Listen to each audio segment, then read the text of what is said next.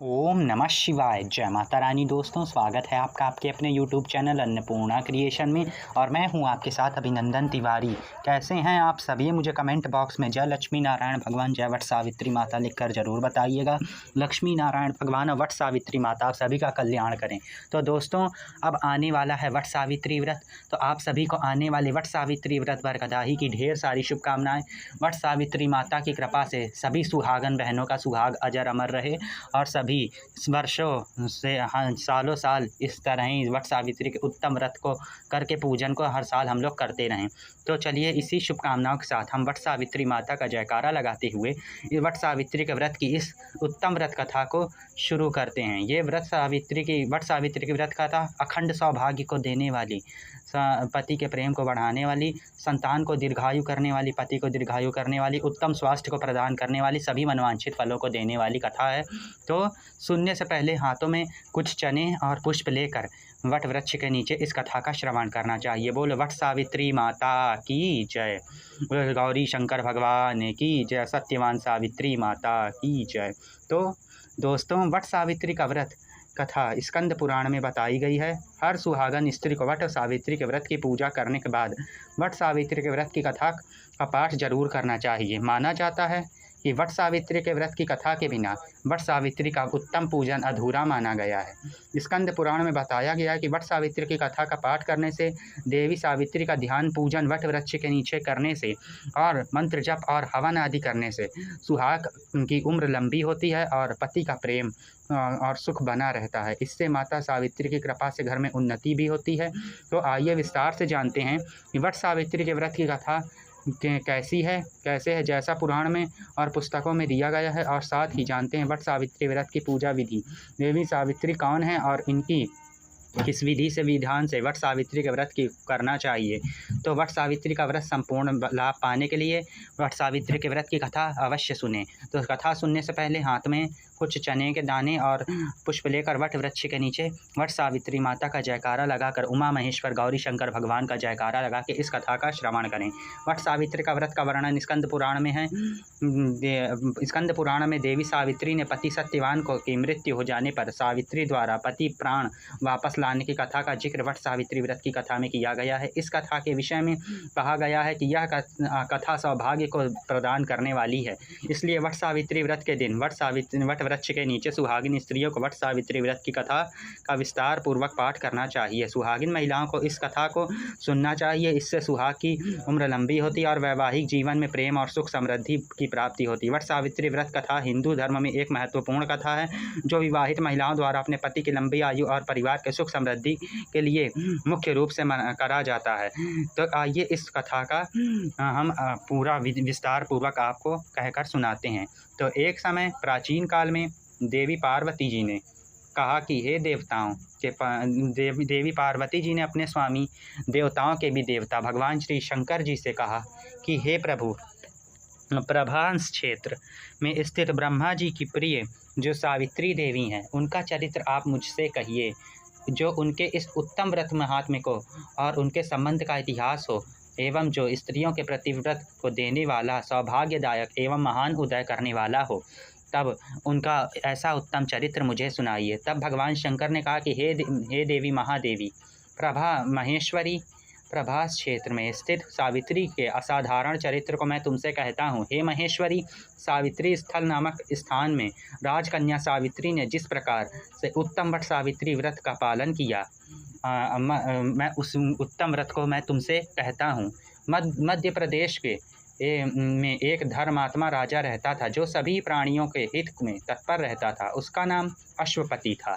धर्मात्मा क्षमाशील सत्यवादी होने पर भी राजा संतान रहित था। एक समय वह राजा प्रभास क्षेत्र में यात्रा करते हुए पहुंचा और सावित्री स्थल पर आ गया।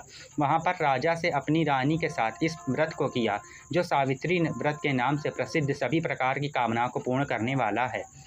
भूर्भुवः स्वः इस मंत्र के साक्षात मूर्ति बनकर स्थित श्री ब्रह्मा जी की प्रिय सावित्री देवी उस राजा के पास राजा पर प्रसन्न हुई। कमंडल्स को धारण करने वाली भगवती सावित्री देवी दर्शन देने के बाद पुनः अदृश्य हो गई। लेकिन देवी के दर्शन के पुण्य से कुछ दिनों बाद राजा अश्वपति के घर देवी के समान रूप वाली कन्या का जन्म हुआ, जो देवी के सावित्री के अंश से ही उत्पन्न हुई थी। देवी सावित्री की प्रसन्नता से प्राप्त तथा सावित्री की पूजा करने के बाद उत्पन्न कन्या का नाम भी सावित्री रखा गया। वह राजकन्या देवी लक्ष्मी के समान शोभित होती हुई बढ़ने लगी और धीरे धीरे सुकोमल अंगों वाली वह कन्या यौवनावस्था को प्राप्त हुई। नगरवासी उस कन्या को देखकर यही समझते थे कि वे कोई देव कन्या है। कमल के समान वह कन्या राजकन्या देवी लक्ष्मी के समान शोभित बढ़ने लगी और धीरे धीरे सुकोमल अंगों वाली वह कन्या यौवनावस्था को प्राप्त हो गई। नगरवासी उस कन्या को देखकर यही समझते थे कि वह कोई देव कन्या है। कमल के समान विशाल नेत्रों वाली एवं तेज से अग्नि के समान प्रज्वलित होती हुई वह सावित्री महर्षि भृगु द्वारा कहे हुए सावित्री व्रत को करने लगी। लक्ष्मी के समान सुशोभित वह कन्या एक दिन देवी सावित्री की पूजा के बाद पिता के पास खड़ी हो गई। उस समय पुत्री की युवावस्था को प्राप्त हुई देखकर राजा ने मंत्रियों से सलाह किया। इसके बाद राजा ने सावित्री से कहा कि हे पुत्री, तुम्हें योग्य वर को देने का समय आ गया है। मुझसे कोई तुम्हें मांगने के लिए कभी भी नहीं आता और मैं विचार करने पर भी तुम्हारी आत्मा के अनुरूप वर को नहीं दे पा रहा हूँ। अंत हे पुत्री, देवताओं के निकट मैं जिस तरह से निंदनीय ना हूँ वैसा तुम करो। मैंने धर्मशास्त्र में पढ़ा और सुना भी है कि यदि पिता के ग्रह में रहती हुई विवाह के पहले ही जो राजकन्या रजोधर्म से युक्त हो जाती है उसके पिता को बड़ा पाप लगता है। इसलिए हे पुत्री, मैं तुमको भेज रहा हूँ, तुम स्वयं ही अपने योग्य वर को ढूंढ लो। वृद्ध मंत्रियों के साथ शीघ्र जाओ, मेरी बात मानो। इसके बाद जैसा कहो, जैसा कहते हैं वैसा ही होगा। ऐसा कहकर सावित्री घर से निकल गईं और अपने पिता को प्रणाम कर राज ऋषियों के साथ तपोवन की ओर चल पड़ी और वहां पहुंचकर माननीय वृद्ध जनों को प्रणाम करके सभी तीर्थों और आश्रमों में जाकर पुनः मंत्रियों के साथ सावित्री अपने महल को लौट आईं। यहाँ सावित्री ने पिताजी के साथ देवर्षि नारद को बैठे हुए देखा। आसन पर बैठे हुए नारद जी को प्रणाम करके मुस्कुराती हुई जिस कार्य के लिए वह वन में गई थीं सारी बातें कहने लगीं। सावित्री बोली, हे नारद जी, शाल्व देश के धर्मात्मा ध्रुतमसेन नाम से विख्यात एक क्षत्रिय राजा हैं जो देवयोग से नेत्रहीन हो गए हैं। रुक्मी नामक उनके एक सामंत ने उनसे राजपाट छीन लिया है और वह अपने पुत्र और पत्नी के साथ वन में रह रहे हैं। उनका पुत्र सत्यवादी और धर्मात्मा है, उसे ही मैंने अपने पति के रूप में वरण किया है। लक्ष्मी के समान सुशोभित वह कन्या एक दिन देवी सावित्री की पूजा के बाद पिता के पास खड़ी हुई और युवावस्था को प्राप्त हुई देखकर राजा ने मंत्रियों से सलाह दी और इसलिए उन्होंने कहा कि मैंने उसको ही अपने पति के रूप में वरण किया है। नारद जी सावित्री के वचनों को सुनकर बोल पड़े, हे राजन, सावित्री ने यह बड़ा कष्टप्रद कार्य कर डाला। बाल बुद्धि होने से इसने केवल गुणवान समझकर सत्यवान को वरण कर लिया। सत्यवान मिट्टी के घड़े बनाता है और घड़े का चित्र भी बनाता है, इससे उसे चित्राश्व भी कहते हैं। सत्यवान दान और गुण में रंती देव के शिष्य के समान ब्राह्मणों की रक्षा करने वाला और सत्यवादी है। राजा यजाति के समान उदार, चंद्रमा के समान प्रिय लगने वाला, रूप में दूसरे अश्विनी कुमार के समान और ध्रुतमसेन के समान बलवान है, लेकिन उसमें केवल एक दोष है, दूसरा कोई नहीं कि सत्यवान आज से ठीक 1 वर्ष बाद क्षीण आयु हो जाने से देह त्याग कर देगा। इस प्रकार नारद जी की बात सुनकर राजकन्या सावित्री ने कहा कि राजा लोग किसी के एक बार कोई बात कहते हैं, ब्रह्मावेता एक ही बार कहते हैं और एक ही बार कन्या दी जाती है। ये तीनों कर्म एक ही बार किए जाते हैं, बार बार नहीं। दीर्घायु और अथवा अल्पायु, गुणवान अथवा निर्गुण वर को ही एक ही बार वरण कर लिया, अब दूसरे वर को वरण नहीं करूंगी। सावित्री माता ने ऐसा वचन अब नारद जी और अपने पिता से कहा। नारद जी ने कहा कि हे राजन, यदि आपको उचित लगता हो तो अपनी पुत्री सावित्री का कन्यादान शीघ्र कर डालिए। राजा शुभ मुहूर्त में विधि विधान पूर्वक सत्यवान के संग सावित्री का विवाह करवा दिया। सावित्री अपने पति को पाकर ऐसे ही प्रसन्न थीं जैसे उसे पुण्यवान पुरुष स्वर्ग को पाकर प्रसन्न हो जाता है। सावित्री उस सत्यवान के साथ आश्रम में रहते हुए नारद जी की कही हुई बात को याद करती रहीं। थी उस दिन को गिनती रहती थी कि जब सत्यवान देह त्याग कर चले जाएंगे, तब सत्यवान के मरण के केवल 3 दिन शेष रह जाएंगे। तब सावित्री ने निराहार रहने का व्रत लिया और तीसरे दिन सुबह स्नान करके देवता और पितरों का पूजन किया। फिर सास ससुर के चरण वंदना करके वह भी पति के साथ जंगल की ओर चल पड़ी। जंगल में लकड़ी काटते काटते अचानक से सत्यवान के सिर में पीड़ा होने लगी। सावित्री ने कहा कि आप कुछ देर मेरी गोद में सिर रखकर सो जाइए, फिर हम आश्रम की ओर चलेंगे। जैसे ही सत्यवान ने सावित्री की गोद में लेटे, वैसे ही सावित्री ने देखा कि सावले पिंगल वर्ण वाले किरीटधारी पीत वस्त्र पहने हुए साक्षात सूर्य के समान उदित हुए पुरुष उनके सामने यमराज पाश लिए खड़े हैं। ऐसे सावित्री ने उन्हें प्रणाम किया और उनसे पूछा कि आप कौन हैं। इस पर यमराज ने कहा कि मैं सब प्राणियों के लिए भयंकर और कर्मानुसार उनका उचित दंड देने वाला यम हूँ। सो हे प्रतिवता सावित्री, समीप में पड़े हुए तुम्हारे पति की आयु समाप्त हो गई है। इस यमदूत पकड़कर नहीं ले जा सकेंगे, इसलिए मैं स्वयं आया हूँ। क्योंकि सत्यवान इतना पुण्यात्मा है, क्योंकि इसको ले जाने के लिए मेरे यमदूत नहीं, मैं स्वयं आया हूँ। ऐसा कहकर फांस के लिए हुए यमराज ने सत्यवान के शरीर से अंगुष्ठ मात्र शरीर वाले जीवात्मा को बलपूर्वक निकाल लिया। इसके बाद यमपुरी की ओर चलना शुरू किया। सावित्री भी यम के पीछे पीछे चलने लगी। यमराज ने सावित्री से कहा कि कोई भी जीव बिना आयु समाप्त हुए यम मार्ग से नहीं जा सकता। सावित्री ने यमराज से कहा कि आप जैसे सज्जन पुरुष के साथ मैं चल रही हूँ, मेरे पति आपके साथ हैं, तो मुझे आपके साथ में चलने से कोई शर्म और ग्लानि नहीं हो रही है। दूसरी बात, स्त्रियों के लिए इस पृथ्वी पे लोक में पति को छोड़कर कोई अन्य स्थान नहीं है, इसलिए मैं आपका अनुगमन कर रही हूँ। सावित्री के मधुर बातें सुनकर यम ने कहा कि मैं तुम्हारी बातों से प्रसन्न हूँ, इसलिए जो इच्छा हो वो वर मांग लो। लेकिन सावित्री पीछे पीछे चलती गईं, लेकिन उन्होंने कोई वर नहीं मांगा। तब यमराज ने दोबारा कहा कि मुझसे जो कोई दूसरा वर मांग लो, मैं तुम्हारे पति के प्राण नहीं वापस कर सकता, अन्यथा मुझसे कोई दूसरा तुम वर मांग लो। तब सावित्री ने अपना खोया हुआ राज्य, सास ससुर की आंखों की रोशनी और 100 पुत्रों का वरदान मांग लिया। अपने वरदान में के जाल में फंसकर यमराज ने सत्यवान की आत्मा को मुक्त कर दिया। यमराज जल्दी में सावित्री ने यमराज से अपना खोया हुआ राज्य, सास ससुर की आंखों की रोशनी और 100 पुत्रों का वरदान मांग लिया। यमराज जल्दी में तथास्तु कहकर अंतर्ध्यान होने लगे और तभी सावित्री बोल पड़ी कि हे प्रभु, आपने सास ससुर की आंखों की रोशनी और खोया हुआ राज्य के साथ मुझे 100 पुत्रों का वरदान भी दिया है। अगर आप मेरे स्वामी को लिए जा रहे हैं तो इनके बिना 100 पुत्रों का वरदान कैसे संभव होगा। तब यमराज अति प्रसन्न हुए और वे बोले, हे पतिपरायणी, धर्मपरायणी महिला, धर्मपरायणी नारी, मैं तुम्हारे इस व्रत से और तुम्हारे संकल्प से अति प्रसन्न हूँ। तुम्हारा तप सफल हुआ। जाओ, मैं तुम्हारे पति के प्राण तुम्हें वापस करता हूँ। जाओ, सदा सुहागिन कहलाओ। और जिस वट वृक्ष के नीचे तुमने अपने पति के शव को छिपाया है, मैं उस वट वृक्ष के नीचे चलकर तुम्हारे पति के प्राण वापस करता हूँ। तब सावित्री माता के साथ यमराज वापस आए और माता सावित्री ने जिस वट वृक्ष के नीचे अपने पति सत्यवान को शव को छिपाया था, यमराज ने अपने शक्ति से उसमें प्राण फूंक दिए। फिर सावित्री माता ने देखा कि धीरे धीरे करके यमराज ने जो सत्यवान के शरीर में प्राण फूके हैं, उनके शरीर में अब चेतना हो रही थी और सत्यवान पुनः जीवित हो खड़े हो गए। तब सावित्री माता अति प्रसन्न हुई और उन्होंने यमराज से हाथ जोड़कर बार बार उनसे धन्यवाद दिया और यमराज की प्रार्थना करी कि हे प्रभु, आपने मेरे पति के प्राण देकर मुझे अखंड सौभाग्य का वर देकर मुझ पर बहुत बड़ी कृपा की है।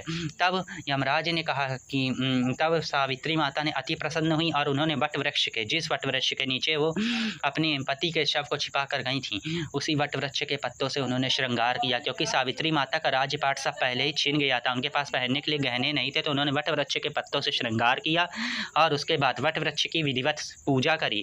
उमा महेश्वर वट वृक्ष का पूजन करके उन्होंने वट वृक्ष में कच्चा सूत सफ़ेद रंग का धागा लपेटते हुए परिक्रमा करी और उसके पश्चात वट वृक्ष की कपोलों को और चनों को खाकर अपने व्रत का पारायण किया।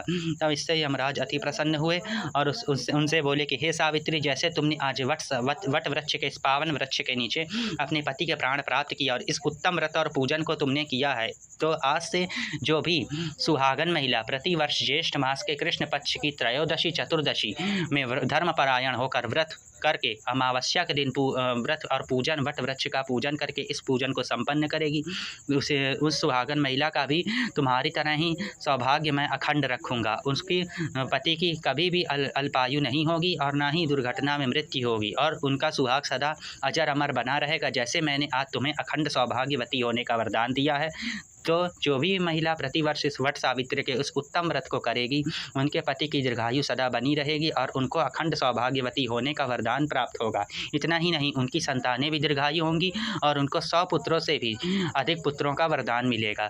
तो ऐसा कहकर यमराज वहीं पर अंतर ध्यान हो गए। ये वट सावित्री के उत्तम व्रत की कथा, अखंड सौभाग्य और पति की दीर्घायु को देने वाली, पति के प्रेम को बढ़ाने वाली और संतान सुख को देने वाली यह वट सावित्री की उत्तम व्रत कथा है।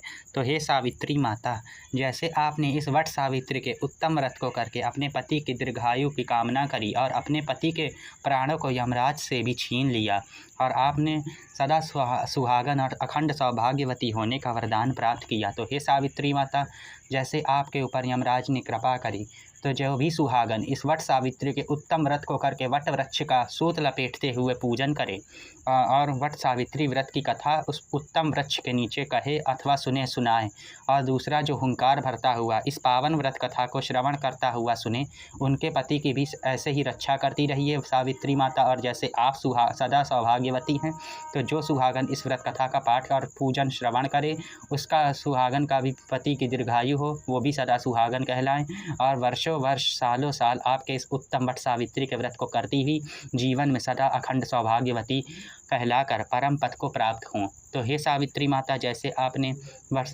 अपने पति के प्राण यमराज से छीने, अपने पति के प्राणों को यमराज से प्राप्त किया और उनकी सदा रक्षा करी, तैसे जो सुहागन इस वट सावित्री के उत्तम व्रत को करे और व्रत कथा को सुने, जो वट वृक्ष का पूजन करे, वो भी अपने पति के सदा ढाल बनकर खड़ी रहें और उनके सारे संकटों को हरती रहें और सभी की सुहागनों का सुहाग अजर अमर रहे और वट सावित्री के व्रत की कृपा से उन सभी को अखंड सौभाग्य का वरदान मिले और उनकी संतान भी दीर्घायु और उनके परिवार में वंशादि की वृद्धि होती रहे और घर में सुख समृद्धि और मनवांछित फलों की कामना उनकी पूर्ण हो।